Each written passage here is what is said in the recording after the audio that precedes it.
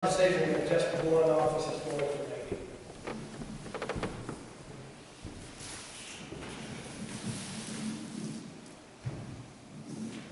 I'll go next. That is a good question because as Republicans, we're generally inclined to not approve things like that, to go on a ballot for a tax increase, but we have passed that because we saw the necessity for it here in this county for our sheriff's office and the need for it. So in essence, yes, we have created a situation where we now actually need to keep that going, and I would support putting that back on the ballot for a reauthorization. I would also add that I would continue to have that sunsetted because we don't want to make this permanent unless, because circumstances may change in the future, and we need to be ready to address that and address it again and give the voters the opportunity to re-up that in case it fails, and that is a distinct possibility. We have to be prepared for that.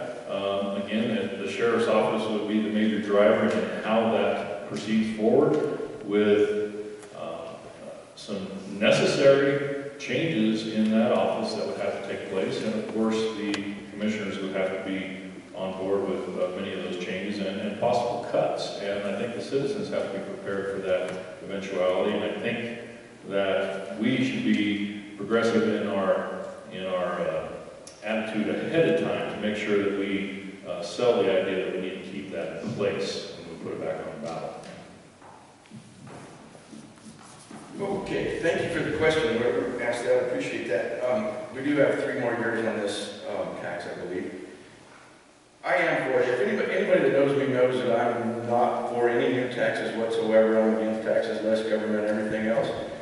This right here, I remember voting on this when it came to the voters the first time, and it wasn't because of the need of the sheriff's department.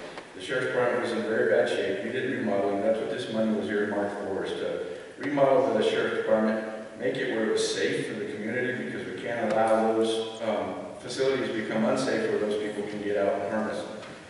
We did get the rebuild of the sheriff's department done with this tax. The sheriff has been able to, the last 2 sheriffs have been able to build the force, which is also very important. As the community grows, so does the crime. And unfortunately, since marijuana became legal, the crime has seemed to got a little bigger with that. We're already working on ideas of how we're going to deal with this if it doesn't pass once it does go on the ballot. Yes, I am up for putting it back on the ballot. It is a tax that we currently pay. And even if it's not the full 1 cent, maybe half of that or something, what we need is the money to sustain the sheriff's department, to make it where that we can keep the community safe.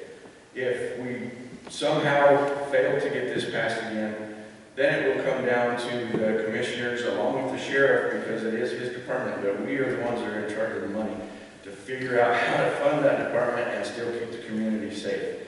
That would probably result in loss of some jobs, less deputies on the road. None of us want to see that. You also have to keep in mind that there's vehicles for a lot of those, for all those deputies out on the road. Those vehicles require maintenance and upkeep, and they put lots and lots of miles on those vehicles. So we have to upkeep those and trade them in every once in a while to get some new ones. So there's always money involved with something like that.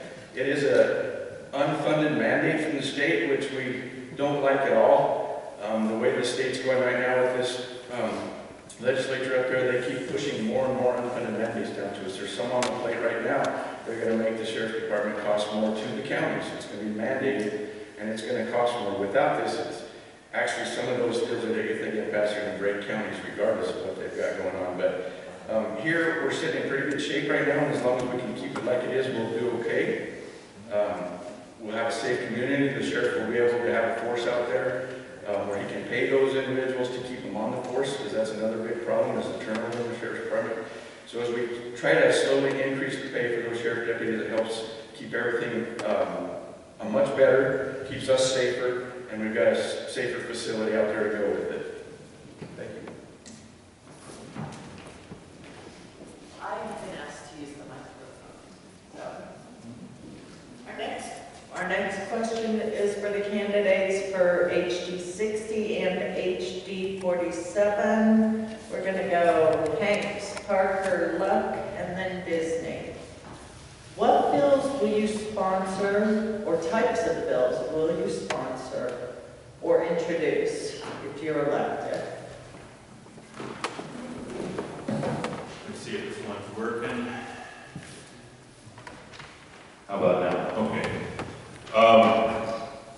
I don't intend to be a particularly strong activist legislator at the onset because we're in the minority. The first thing that we can do is try to shut down the bills that are coming from the opposition and that are getting railroaded through. What I would like to do with my initiatives really isn't going to matter until we get a majority in the House. But what I would like to do, just to start putting a bookmark in there, for example, is look at the DMV, motor vehicles.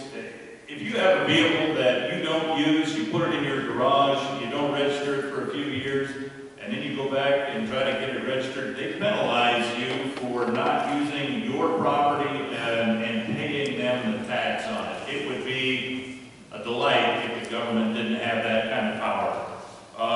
That one bothers me, and I think it bothers a lot of people I've spoken to. Another one I'd like to work on is reducing the number of safety clause usages on the bills where they can avoid and prevent citizens from doing a petition to get it on the ballot if they're opposed to it.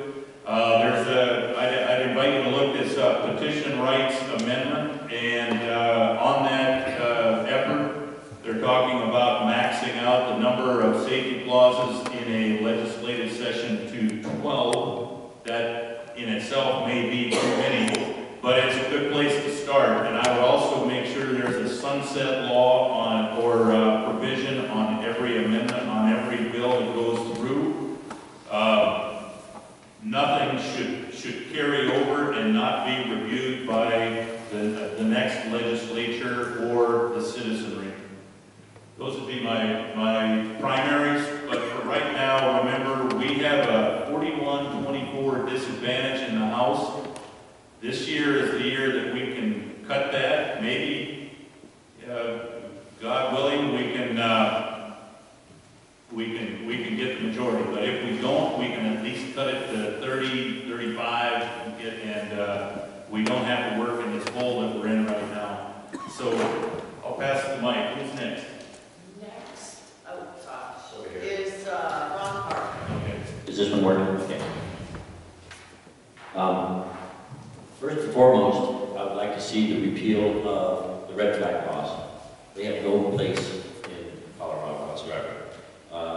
They're not doing their job, so it needs to be gone. It doesn't serve any purpose whatsoever. The second thing I'd love to try to push through is school of choice, parental rights. You should have the right to send your child where you want to send them to school, whether we send it to a public school, charter school, or parochial school.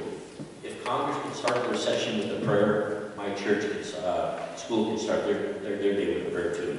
There should be nothing wrong with that. And it needs to go. The money needs to follow the child, not the other way around.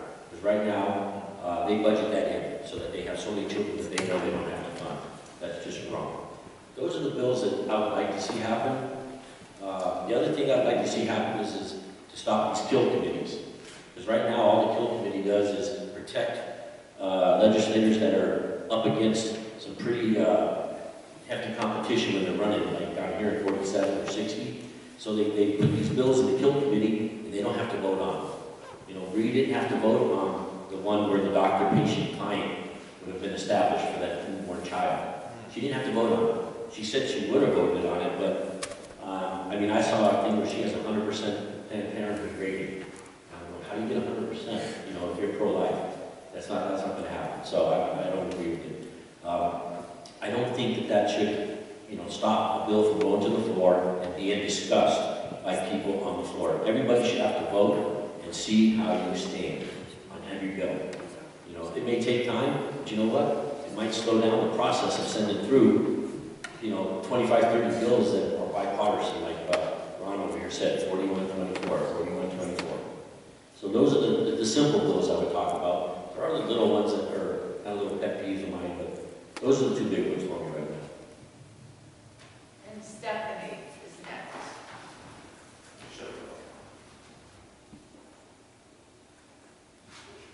Just leave it on.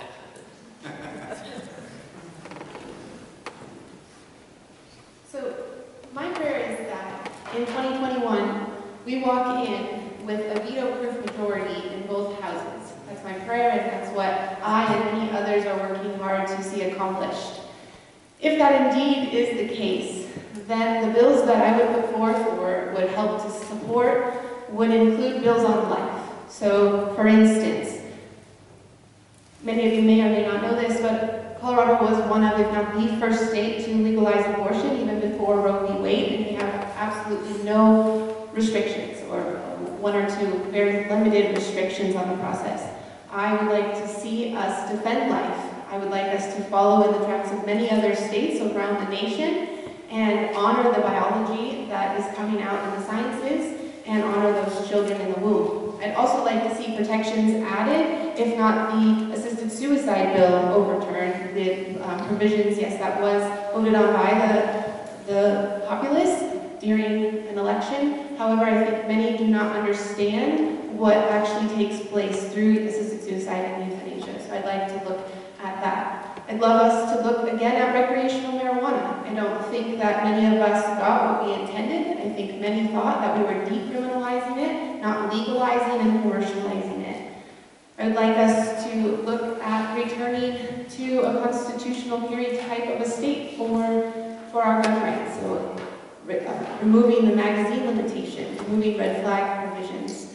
I'd like for us to look at increasing religious freedom provisions. I don't know if you are aware, but the Colorado Civil Rights Commission is an unelected body who basically acts as investigator, prosecutor, judge, and jury. And I think that that is not consistent with our system, so we need to re-examine that structure as well as other entities that are like that.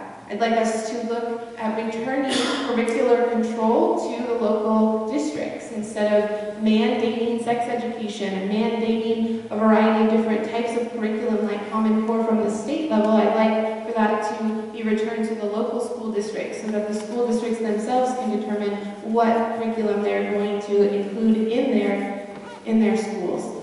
Other things that I would support, if we do not vote on it this year, revoking the national popular vote bill that was passed, as well as supporting Greg and his efforts to get an electoral system here in Colorado, business-friendly regulations and processes, and advancing the free markets. Am I in good time? Awesome, wonderful, thank you. Go ahead, Ron.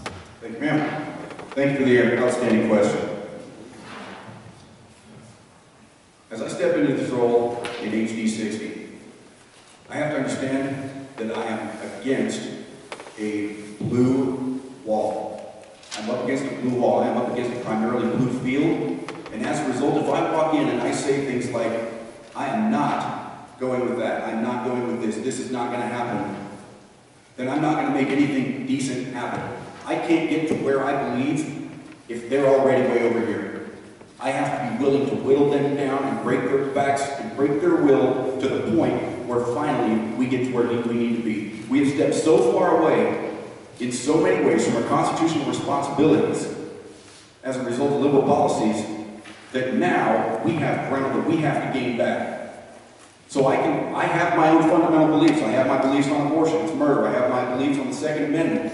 It is inalienable. The same thing with the First Amendment. These are inalienable rights and God-given rights that every single one of you in this room has. And they have worked their way to start taking those things away from us. So I have to be willing to buy those back and to work with them and work against them at the same time. Understand, I want to get us back to our fundamental values. But I can't do it. I cannot do it on a platform of no. So with that said, I would love to see a tax opt-out option. An opt-out option on your tax returns for social programs. Certain social programs you don't believe in. Everything in money today is digital. It's all digitized, and there's absolutely no reason you can't place a tag, a digital tag, on every single dollar that is paid to the IRS or the state revenue, so that you can say, when you file your taxes, I want to opt out of my tax dollars going to this social program, and guess what? That certain percentage doesn't go to it. I would love for you to be able to say, I don't believe in, I don't want to fund Planned Parenthood, I don't want to fund this, I don't want to fund that, I don't want to fund red flag laws. I would love to see an option for opting out of social programs that you do not believe in, so that the tax expenditure of this state better represents its population as opposed to the needs of a few special interest groups. I would love to see, as a young man, I was bullied severely in school, bullied severely. And I would often cower, taking a beating, knowing that if I fought back, I would be in just as much trouble as the bully. Teachers who are out there, any of you who are educators, you always know who the problems are. You know who they are. I would love to see a program where people are able, where teachers and administrators, and specifically school boards, are able to say this, we know that this child has a history of bullying. So that if a child stands up and defends himself, he's not going to be suspended from school when he is being severely beaten. And finally, I'd like to see veterans' mental health be taken better care of. Our veterans go down range, they do amazing things, and they see awful things, just the same things as our first responders do. We've got to take care of our veterans and their mental health, because 22 a day should not be something that you know what that means. Thank you.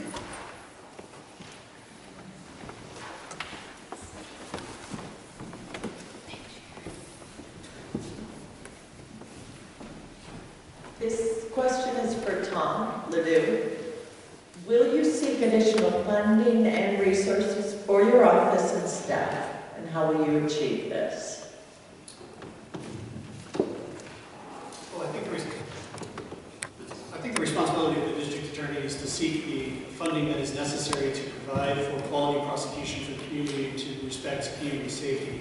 And that's what I did in my 8 years as the district attorney and 2 years as the assistant district attorney with Ms. Chilson. It's interesting that the first question was about the sheriff's sales tax. The sheriff's budget went from about a little more than $4 million to a little more than $10 million, basically overnight as a result of that budget increase. The number of felony cases in my last year as district attorney, we had averaged 400 felony cases in Fremont County. That should sound like a lot of felony cases to you, but it had been 400 felony cases plus or minus for 15 years here in Fremont County. My last year as district attorney, the number of felony cases went to 800, over 800 felony cases we handled in Fremont County overnight. So yes, we went to the county commissioners and we asked for a commensurate budget increase in order to provide high quality prosecution for this community and to represent these people in all of those 800 cases. So with respect to the sheriff increase, what I would ask, and the question was about how I would seek to address this, is to ask that the county commissioners, when they place the sheriff tax back on the ballot and ask that that be sunsetted, that a portion of that tax revenue be dedicated to the district attorney's office. You can't provide for law enforcement and community safety just by increasing your law enforcement. I'm sure all of you have seen Law and Order. There are two separate yet equally important groups in the law and order of your community. The district attorneys that prosecute crimes and the investigators, the law enforcement investigators that investigate them. In order to provide for community safety, you need to adequately fund both of those entities. So some of that additional funding that should come from the sheriff tax, it should have come at the time, and should come if it's placed back on the ballot, should go to the district attorney's office, and that would resolve some of this budget gap between the current Fremont County Sheriff's Office at over $10 million a year, and the district attorney's office, which saw a doubling of felony cases, but received a budget increase in that year not commensurate with the nearly doubling of the sheriff's budget. Thank you.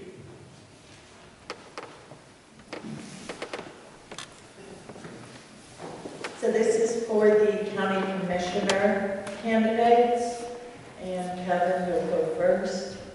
What would would you do if elected to fix existing county roads that are in bad shape?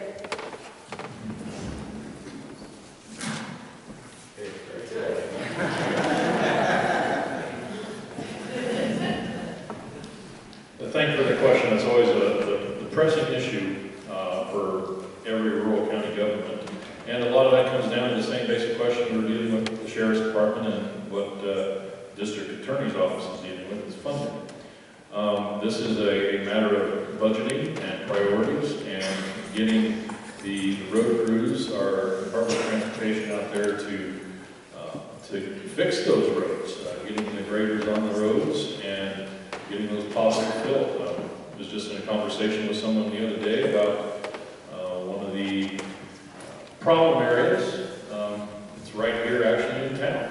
And we have a lot of county roads and a lot of county miles that are right here and ostensibly right here in the Canyon City area, but they're not in the Canyon City limits. And so that is our responsibility, and we have to take care of those. And we have to, of course, budget properly in order to get as many funds into the road and bridge as we can. We have some help coming from the state, and I worked on that quite a bit as a state senator, making sure we got more funds coming into the county from our existing tax dollars, not more tax dollars, but our existing money that we're already paying into the state coming back into the counties and cities in order to help fix that. So that's a matter of prioritizing that money when it comes in, which, by the way, I think the current commission has actually done a commendable job of prioritizing and making that happen better than it has in the past. So I commend them for that. But that needs to continue. And that needs some budget hawking to go in and help make that happen better. And that will be my priority. Dwayne, next. So with near 600 miles of road in Fremont County, it does make it tough. You think of a pie, and then you take a piece of that pie, which is a road and bridge funding from property tax. It gets the most funding of any department in the county, but it's still not enough. And then there's these other special districts and Gallagher. You've heard all the problems with Gallagher and Tabor clashing, and that piece of pie keeps getting smaller and smaller and smaller. So you have to do some, for lack of a better term, some creative funding for that. So we do try to help with that. There is a lot of roads, like I said, near 600 miles. A lot of them are dirt roads, some of them are paved. As you know, there's no way in the world we could ever pave all the roads in Fremont County, nor would we want to, some of them. As the population grows, we also get some of these roads that get used more and more and more, especially out west, Tallahassee Road, County Road 2, County Road 45, a bunch of them up on the west end. Well, they're all dirt roads. For example, Highway 50 was being worked on this last summer. Well, that was kicking all the traffic off on a county road. It beat the snot out of our road because people fly down these roads. So we're constantly looking at these roads and trying to figure out how to stay ahead of the problem. The speed is a lot of problem on a lot of these dirt roads. And as you get more and more people, the speed gets faster and faster, it seems like. So constantly trying to figure out how to move that budget over there to help the road and bridge department, where those guys can get out there. They do a heck of a job when they're out there working on these roads. You got to keep in mind too that these roads also have bridges on them. We have some bridges in the county that are very old, and they get inspected by the state inspector, and they give us a report card. And we have some right now. We're working on the Grandview Bridge over on Grandview. It's one of the worst in the county, so that costs a lot of money. Also, we apply for grants for those to get the engineering and design work done, and then we'll apply for a grant for the build of those bridges. But we're talking millions of dollars for just a bridge. So it's not easy just to throw money out there because it's not how it works. You've got to be very strategic in the way you do it and continually work on that, and we'll continue to work on that. Thank you.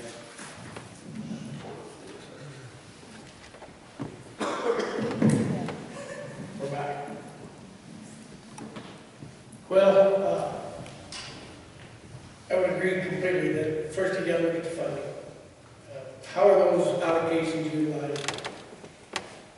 How can they be maximized? And then also look at the road use and set that priority with those roads that get utilized more so than others. I personally am more of a fan of the oil-treated dirt because it's easier to maintain in many cases. But also, as we look to increase the development within our county, incorporate a fee structure that some of that development money and some of the fee gets rediverted back into our road systems, okay? And then as our economy builds, we take some measures to create that year-round economy, and we have better funding toward our sheriff's office.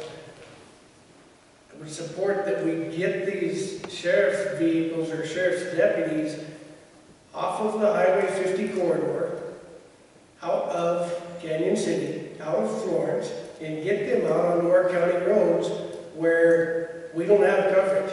You drive through Canyon City, you've got State Patrol and you've got Canyon City PD. You go through Florence, you've got Florence PD. Okay?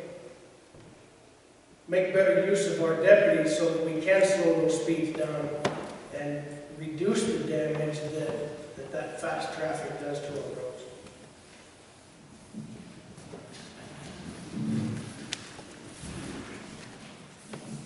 Okay, this question is for County Commissioner, District 1, House District 60, and House District 47. And Ron Hanks, we'll start with you. Are you petitioning onto the primary ballot, or are you going through assembly? I am not petitioning on, I'm going through assembly. I wish I had more to say on that, but let me just hand the mic. That's okay, it's a quick answer. Stephanie?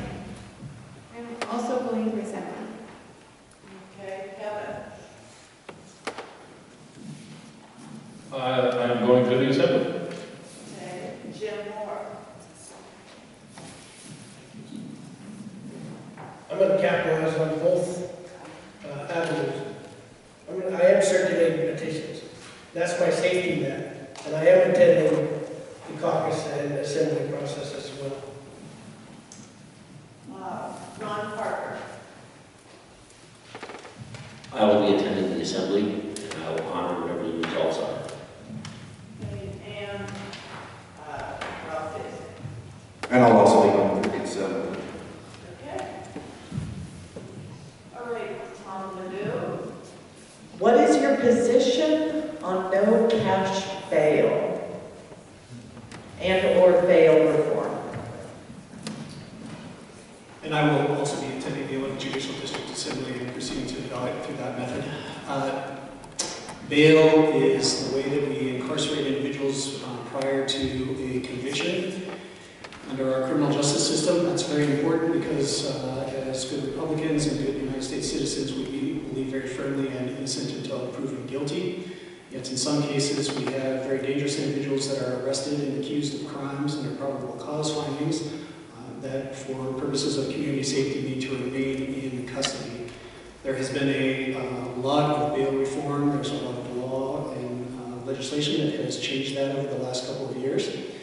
My belief is that the system should be one of hold or no hold. It shouldn't have anything to do with monetary conditions. Judges should come into court and decide in a pretrial setting whether or not an individual is safe enough to be in the community or not. If an individual is safe enough to be in the community and will return to court to answer criminal charges, they should be released, absent any monetary conditions. If an individual is too dangerous to be in our community, even in a pretrial setting, they should be held in custody pending a trial and adjudication of those criminal charges filed by the district attorney's office. I also believe firmly that in our system we should shorten the time frames between accusation, the filing of charges and arrest, to trials. Given that it's very important for us in our system to apply due process and presumption of innocence, we should make the trials and adjudication of those criminal charges happen as quickly as possible.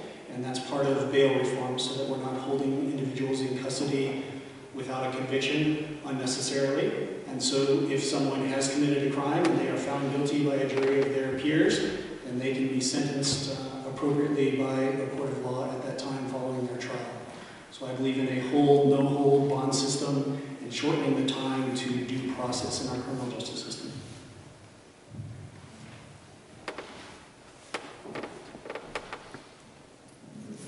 Okay, county commissioners, Dwayne, if you'll answer this first.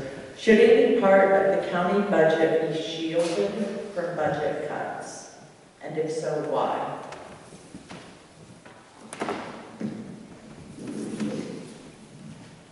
That's a tough question, actually. Should be shielded from budget cuts. There are some funds that are restricted and can only be used for certain things, but should any of it be shielded? Not necessarily. There are times when we do try to keep a reserve just in case of emergencies. A few years ago, some of you that were here remember the Phantom Canyon Road washed out because of a flood. We have to dip into the reserves to fix roads and stuff like that once in a while. But should any of it be shielded? No. Okay, no, I lost my place. Jim, you go next. No, I do not believe that any part of the budget should be shielded. In many respects, there's no part that is substantially more important than the rest of them. All of them have to be reviewed and scrutinized to ensure that they're meeting the need, or meeting the intent. So I would not support that we shield any specific allocation.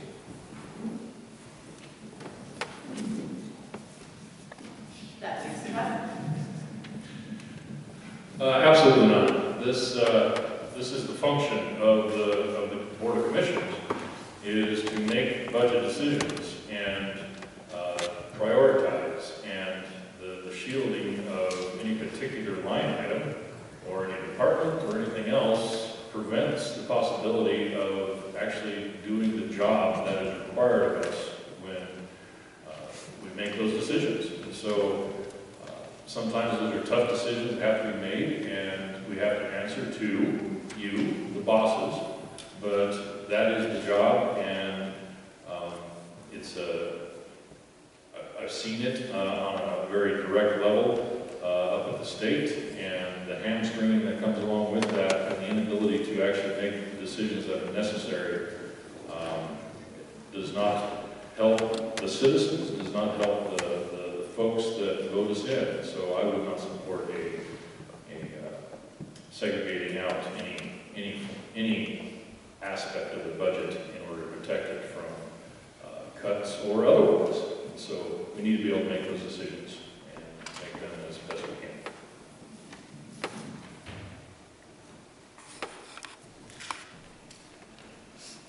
This says it's for House District 47, and I hope that applies correctly as opposed to 60. If it's not, let me know. How do you feel about the reopening of CSP2, and do you think we should have private prisons? That's 47. Okay. Stephanie, you go first.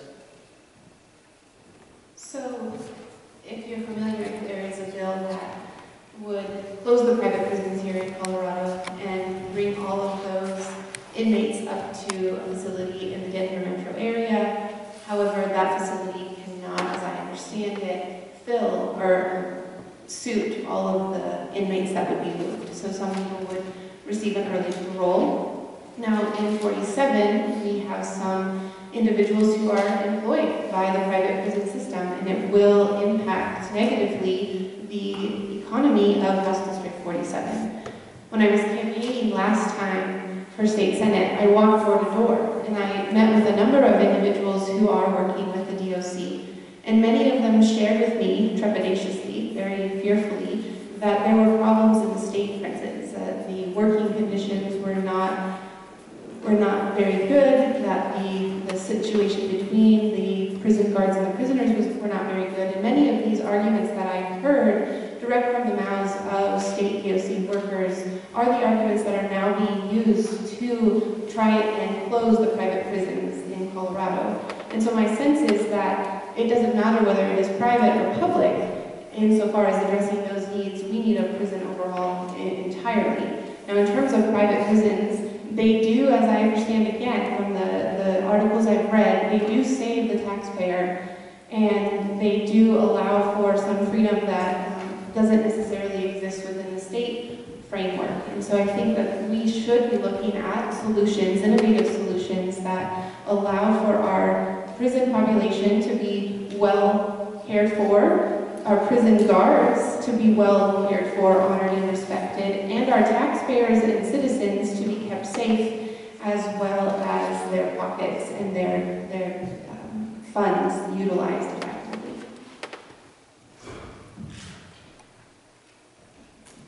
We're going to ask HD 60 candidates to chime in on this too, but Ron Parker, go ahead.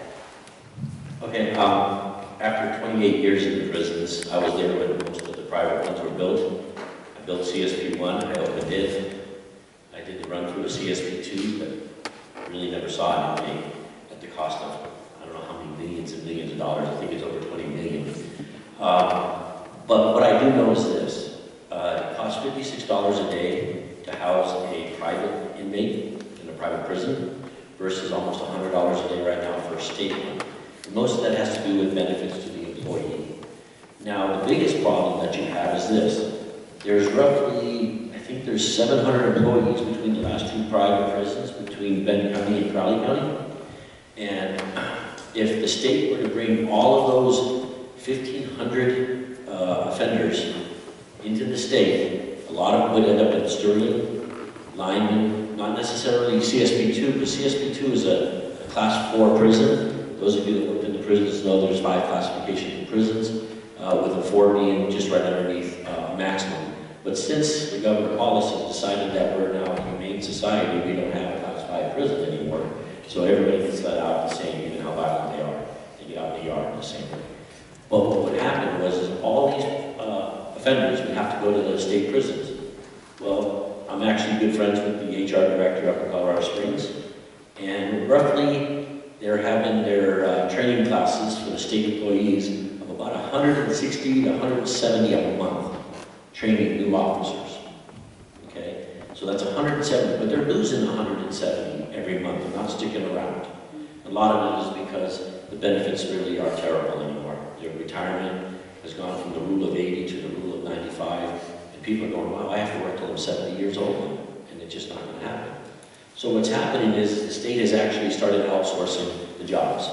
There is articles in the 4 surrounding states, New Mexico, Oklahoma, Nebraska, Kansas, even up into Wyoming, not so much up there though, and they're offering them $5,000 to come work in our state.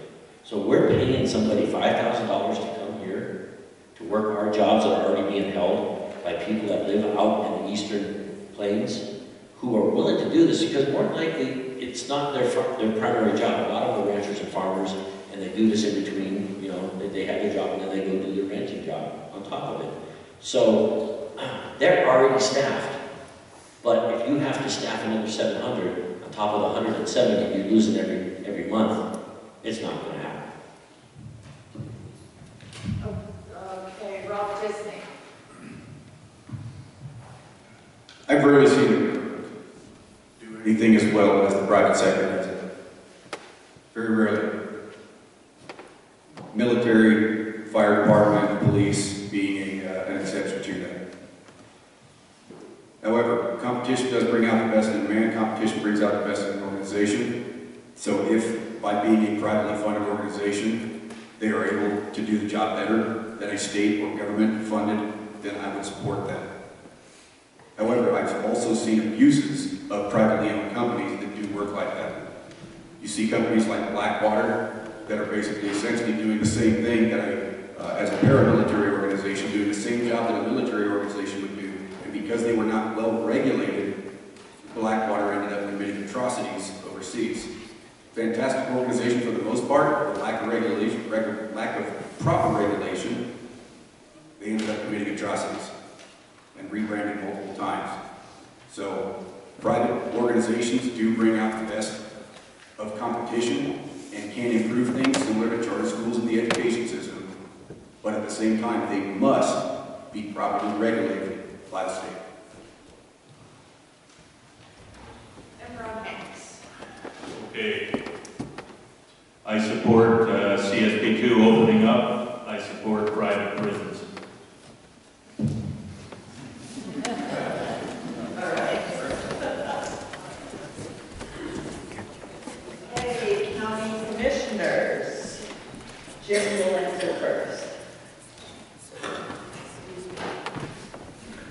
Fremont County follow the City of Pueblo's lead and seek paths to municipalize electric services? Thank you. Short answer is yes, I believe this is a good idea.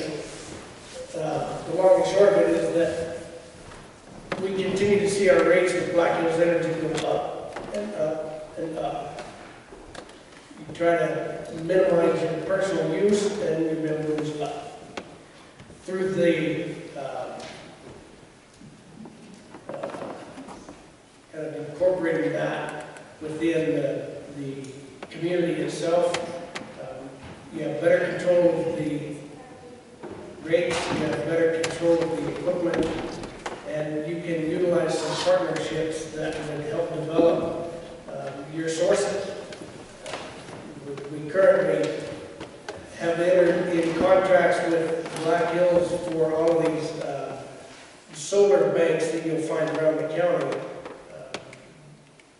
The odd part of that is that the lifespan of that equipment is equivalent to the payout on it. So there's got to be some maximization of that renewable energy resource. But unfortunately, I don't believe that Black Hills Energy is doing that for us. Kevin? Thank you for the question. In short, absolutely not. Municipalization of utilities is effectively the government takeover of private industry. If we want to lay blame at why our heating bills are going up, why our Black Hills energy bills are going up, then let's look at policy on the national and state level and where that's come into play. Let's attack the problem where it actually is happening and not creating a new one by throwing the good after the bad and taking over private industry, be it an energy company, even if we don't like them. Then we have other options when it comes to the franchise agreements that come along with the government contracting with those companies to provide that service, and we can hold them accountable there. But when we look back at House Bill 1365 that the Democrats passed, and the Democrat legislature and the Democrat governor, that effectively shut down our coal plants and created the situation that raised those rates. Of course, our utility companies are going to raise their rates because it costs more to create that energy. And that is why we have higher bills, because government got in the way. And the solution to municipalize utilities is only putting more government in the way, and that is not the answer. That leaves you. So, this answer, let me start off by saying, first of all, municipalities, meaning Pueblo City and Canyon City, have a franchise with Black Hills. Fremont County or the counties cannot legally enter into franchise agreements with entities like that. Therefore, it'll never happen. It's just illegal. Black Hills does own the infrastructure for all the poles, and yes, the county folks feed out of the municipality's franchise agreement. However, the municipality does not get the franchise money from that. I agree 100% with Kevin. As I said earlier, less government. We're going to create another government and take it away from private industry. I agree that there needs to be some lobbying, I guess, for lack of a better way to say it, to the PUC, who does allow them to increase their fees, which they do repeatedly. Black Hills is, frankly, ripping us off. Hopefully somebody eventually will be able to come in and take over Black Hills. However, they refused at this point to sell. As Pueblo puts pressure on them, maybe that'll allow that to happen. That's going to leave Canyon City kind of leaning alone, and I don't know for sure where the city council is on their franchise agreement.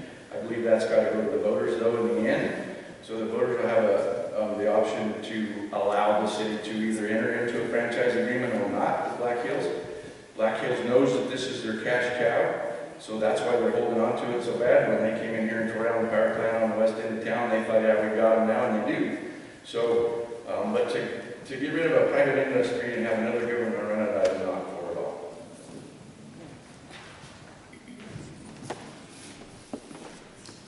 Okay, we have two more questions that will give each of the candidates a chance to speak. This question is for Tom. What reforms would you institute in the DA's office as opposed to how Molly conducted the business of the people?